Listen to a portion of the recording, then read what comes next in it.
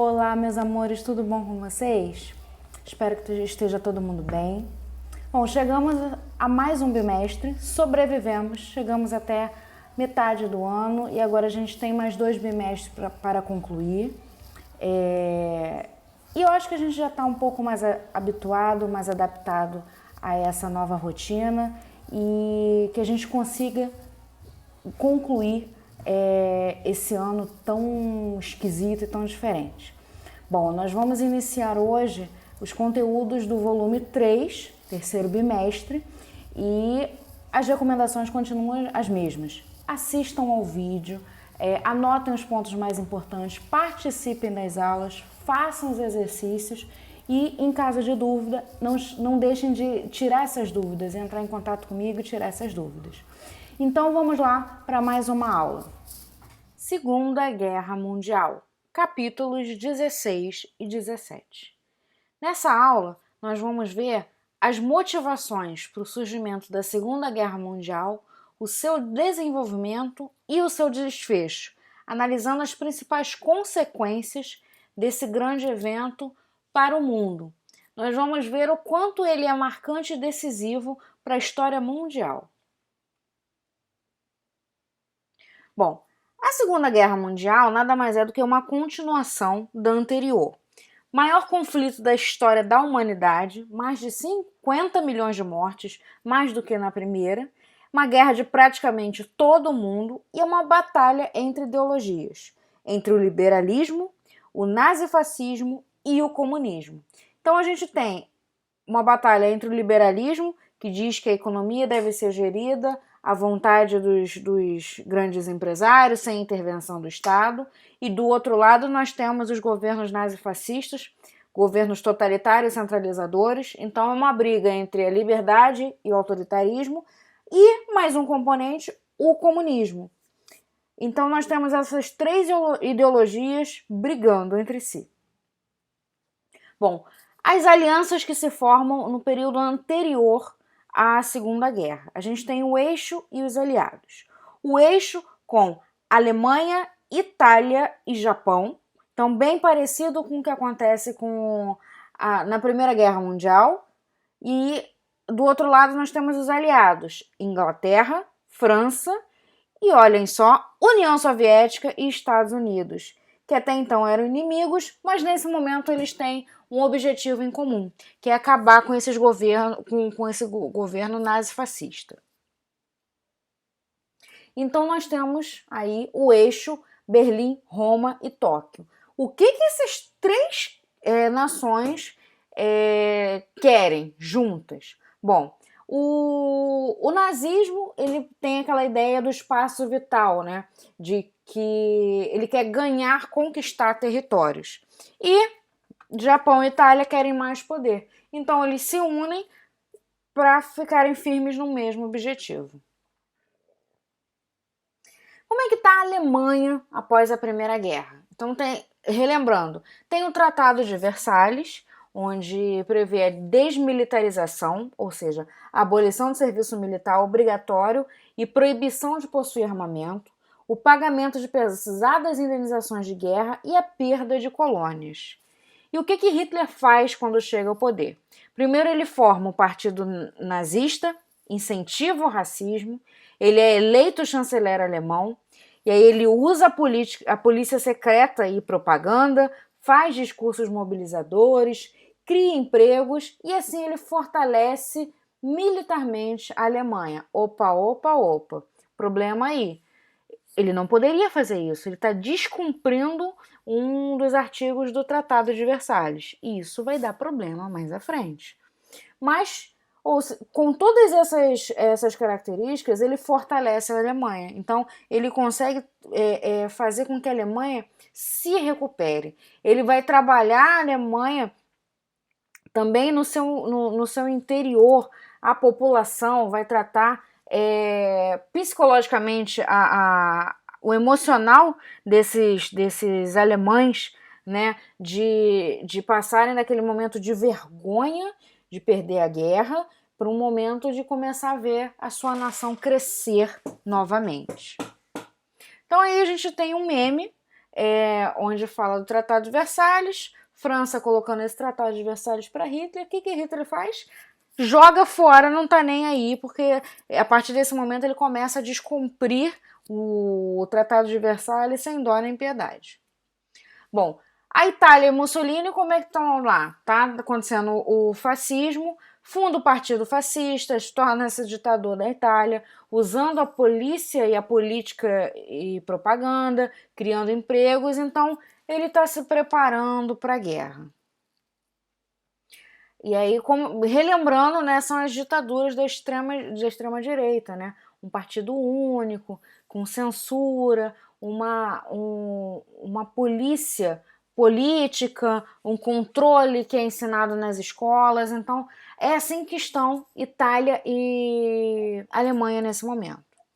E o Japão, por outro lado, está passando um processo de modernização, se tornando um país rico e poderoso, assim como os países do Ocidente. Faz uma política de uma nova forma de governo, mudanças nas escolas, na indústria, no comércio e se modernizando, principalmente militarmente, com o seu exército e com a marinha.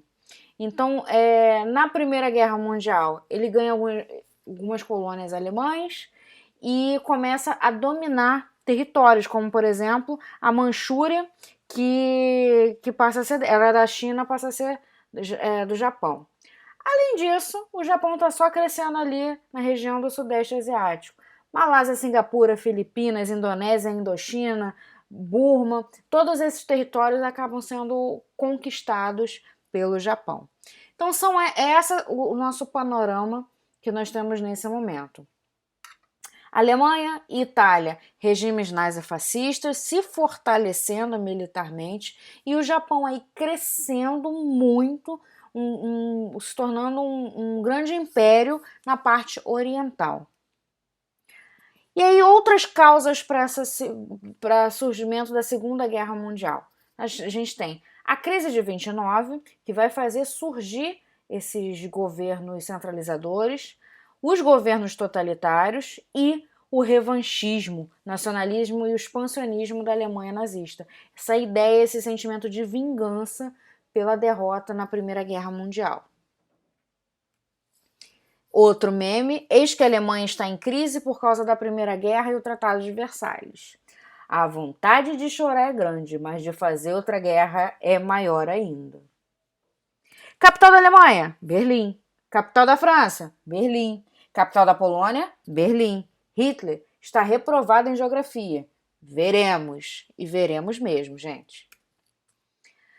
Bom, como é que a guerra ela vai acontecer? Então, primeiro a gente tem a guerra na Europa Ocidental, depois na Europa Oriental e, por fim, a guerra no Pacífico. E a gente vai ver cada uma dessas três partes.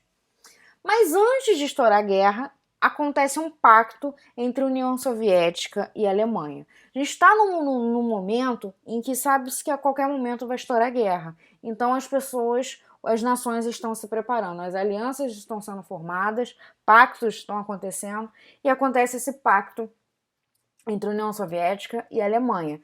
É o pacto de não agressão. Um acordo em que a Alemanha e a União Soviética se propõem a um não agredir o outro. Então, como a gente vê nessa charge aí, Hitler fala, sem agressões, não é mesmo, meu camarada Stalin?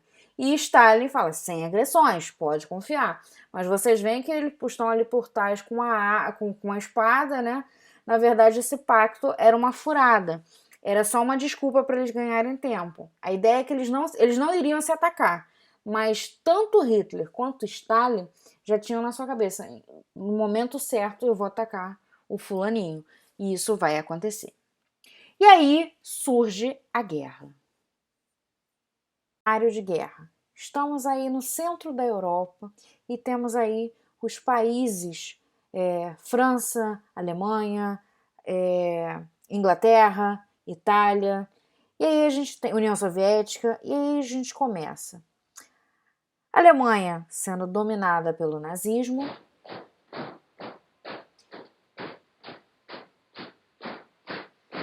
e no seu movimento de expansionismo. toma a Áustria, anexa a Áustria, a Tchecoslováquia, e aí, em contrapartida, nós temos o fascismo italiano.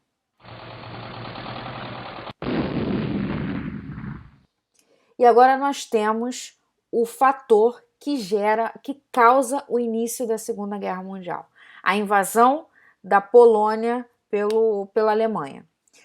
Um pouco antes da guerra estourar, houve um acordo entre a Alemanha, França e Inglaterra, de que a Alemanha não iria invadir a Polônia. Qual é a questão da Polônia? A Polônia está do lado da União Soviética. Então, é claro que a Alemanha queria invadir a Polônia para chegar até a União Soviética. E os países aliados queriam impedir isso. Então, o acordo era que a Polônia não fosse invadida. E, nesse momento aqui, a Alemanha acaba descumprindo esse acordo. Já estava descumprindo diversos acordos do Tratado de Versalhes. E esse foi a gota d'água. Então, o fator que inicia a Segunda Guerra Mundial é a invasão da Polônia por parte da Alemanha.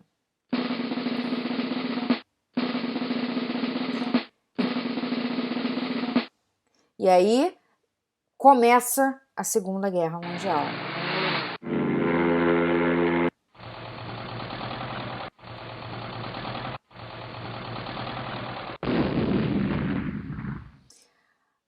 A Alemanha tenta invadir a França pela Bélgica e isso acaba conseguindo. Então a França ela é dividida em duas partes. Uma parte da França é dominada pelo nazismo, então ela vira território nazista, e a outra parte é um território de resistência ao nazismo.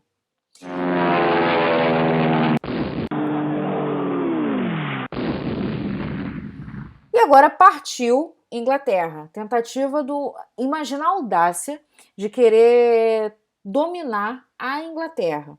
Mas esse confronto não foi fácil, porque a Inglaterra ainda tinha melhor marinha, melhor exército do mundo, e Hitler acabou tendo algumas baixas, resolveu deixar a Inglaterra de lado e tentar outras coisas.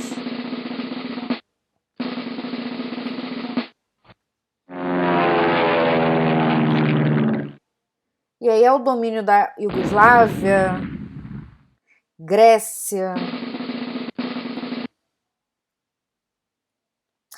até que ela invade a União Soviética, invade grande parte da União Soviética.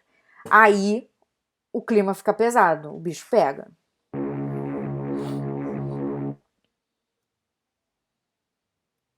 A França totalmente tomada pelo domínio nazista, mas na parte da África ela é expulsa.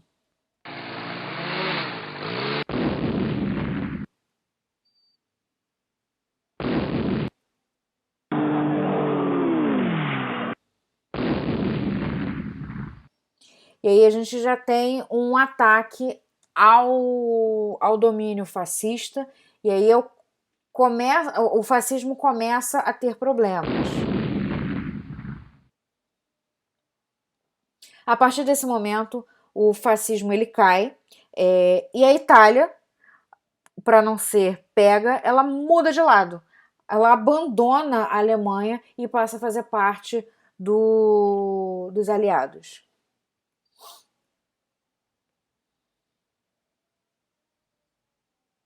E com isso a gente tem uma investida maior da União Soviética, e aí vai ser o começo do fim do governo nazista.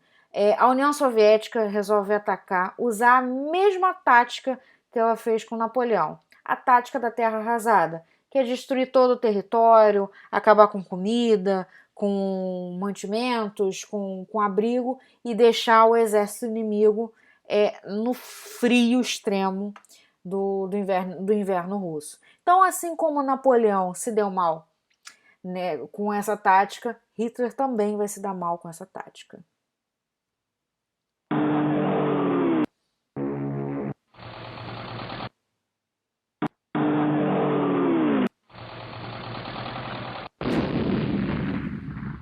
O exército alemão tem uma grande baixa no território da União Soviética, e aí a partir desse momento ele perde muitos soldados e com isso ele enfraquece e acaba perdendo diversas outras batalhas.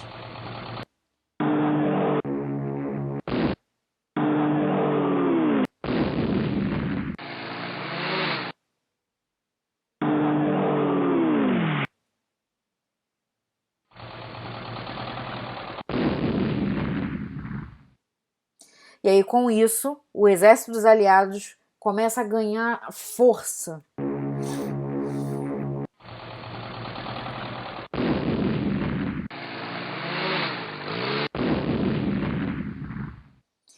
E aí, todos estão ao redor da Alemanha.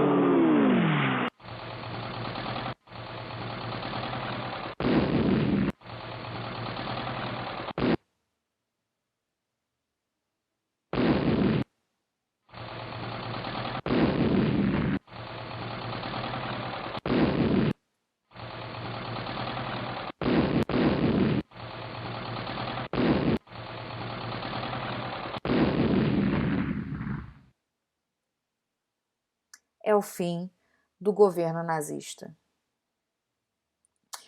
A Alemanha ela é dividida em 4 territórios. Uma parte, um território para cada parte vencedora. Uma parte da Inglaterra, uma parte dos Estados Unidos, uma parte da Rússia e uma parte da França. E então nós temos a Alemanha sendo capturada em 8 de maio de 1945.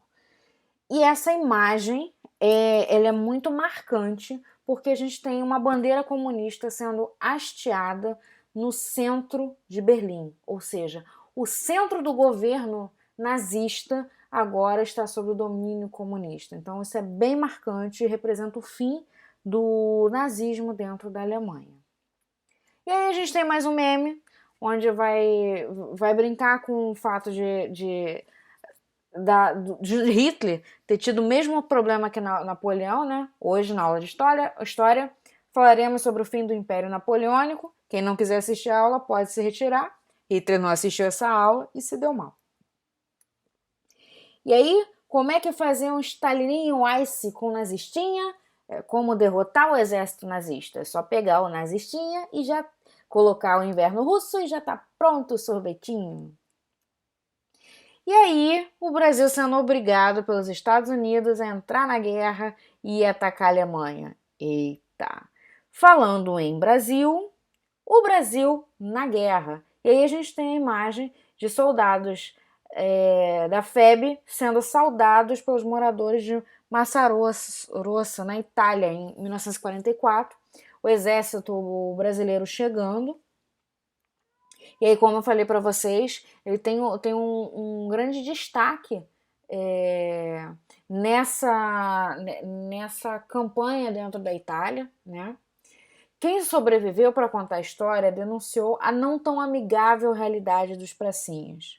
O treinamento que tivemos no Brasil de nada serviu para nós lá na guerra. O armamento era antiquado, a alimentação era péssima, as questões de saúde eram complicadas. Havia também muita gente com problemas de dentição e soldados que, antes de ingressarem no exército, jamais tinham calçado um sapato na vida. Então, esse trecho mostra que nem tudo eram flores. Apesar do exército brasileiro ter tido um grande destaque nessa batalha, foi muito puxado para esses soldados. Eles não tiveram um treinamento adequado, armamento não era bom e fora as condições de saúde que eles estavam.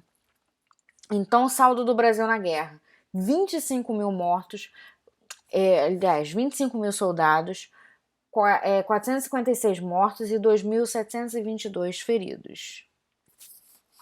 Itália pensando: você não vai perder as guerras se mudar de lado, não é mesmo? E aí, bom, a Alemanha já está derrotada. Como é que fica a situação do Japão? É o que sobrou, né? E aí partiu o Japão, vamos dominar o Japão. Era essa a intenção dos países participantes dos aliados. E aí, em agosto de 1945, Estados Unidos lança a bomba nas cidades de Hiroshima e Nagasaki, uma bomba nuclear. Então, diante dessa guerra, muitos estudos científicos estavam sendo feitos e era o momento de testar a bomba atômica. Havia bomba atômica, mas ainda não tinha sido testada, então os Estados Unidos achou um momento propício para que ela fosse testada. Olhando nos dias de hoje, a gente vê que não havia a menor necessidade de lançar essas bombas no Japão, porque era uma questão de tempo o Japão se render. Mas ainda assim, os Estados Unidos lançou essas bombas. Então, temos aí imagens para vocês verem de como ficou essas cidades após a destruição causada pelas bombas, né? E hoje em dia, tanto Hiroshima quanto Nagasaki estão reconstruídas, aí a gente tem imagens nos dias atuais. E esse evento das bombas atômicas trouxe novamente a lenda dos tsurus. Tsuru é um pássaro no Japão e havia uma lenda em que se você fizesse 1000 tsurus de papel, né, de origami, e mentalizasse um pedido, ao final dos 1000 tsurus esse desejo se concretizaria. E nesse período pós-ataque das bombas, né, as bombas causaram uma destruição não só naquele momento, mas também uma destruição posteriormente com a radiação que ela emitiu. Milhares de pessoas morreram instantaneamente por conta da explosão, mas morreram dias depois por efeito da radiação. Muitas pessoas, anos depois desses ataques, também sofreram muitos casos de leucemia, de câncer, por conta da radiação. E nesse período, uma menina de 12 anos de idade acabou descobrindo a leucemia por conta da radiação e ela começou a fazer os tsurus. Mas o que é mais incrível é que ela não fez pedindo a cura, mas ela fez pedindo a paz. Ela acabou morrendo antes de realizar os 1000 tsurus, e aí os amigos resolveram dar continuidade à confecção dos 1000 tsurus, para que, mentalizando o desejo dela, na tentativa de que o desejo dela se realizasse. E aí a gente tem, lá no Japão, tem uma estátua em homenagem a essa menina segurando o tsuru. Bom, vamos falar agora de pós-Segunda Guerra. Então, como é que fica a Europa com o fim da guerra? Então, a gente tem aí essa organização, o mapa político, como é que estava na Europa antes da guerra, e aí a gente tem a Alemanha sendo dividida em 4 partes, e ela perdendo muitos territórios que conquistou com Hitler no poder. E a gente tem também, em 1948, a criação do Estado de Israel. Nós vamos estudar isso melhor mais à frente, mas eu só explico nesse momento em que, por conta de toda aquela situação com os judeus, a ONU, juntamente com outros países, resolveu em 1948 criar um Estado, o Estado de Israel, onde esses judeus pudessem ter um território. E como eu falei, tem a criação da ONU, né, da Organização das Nações Unidas, que um dos principais objetivos é de manter a paz. E aí a gente tem os direitos humanos sendo falado novamente com mais ênfase a partir desse momento, onde todos têm direitos que são inalienáveis, ou seja, que são inquestionáveis. Direito à saúde, à liberdade, dignidade, segurança igualdade de tratamento, igualdade perante a lei, educação, igualdade de direitos, direito de casar e de ter filhos, direito à privacidade, a liberdade de religião, liberdade de expressão, a um salário justo, direito de trabalhar e direito de participar no governo. Então, resumindo, as consequências da guerra. 45 milhões de mortos, mais ou menos. A criação da ONU, visando assegurar a paz mundial. Infelizmente, isso não aconteceu, né? A ONU não tem esse poder efetivo. Um novo mapa político vai se organizar. Estados Unidos saem mais fortalecidos ainda da guerra, credores de diversos países sem ter sofrido baixas no seu território, ou seja, sai mais rico ainda. União Soviética sai destruída materialmente do conflito, mas fortalecida militarmente e politicamente. Rompe-se a aliança entre as duas grandes potências, iniciando a Guerra Fria. Talvez seja uma das grandes consequências da Segunda Guerra Mundial, é a Guerra Fria. Agora a briga entre capitalismo e o comunismo e o socialismo. Bom, meu povo, então é isso. Espero que vocês tenham entendido o conteúdo, que tenha ficado claro para vocês. Qualquer dúvida, entre em contato comigo, não deixem de participar das aulas, fazendo os exercícios, e a gente se vê na próxima aula. Fiquem com Deus e se cuidem.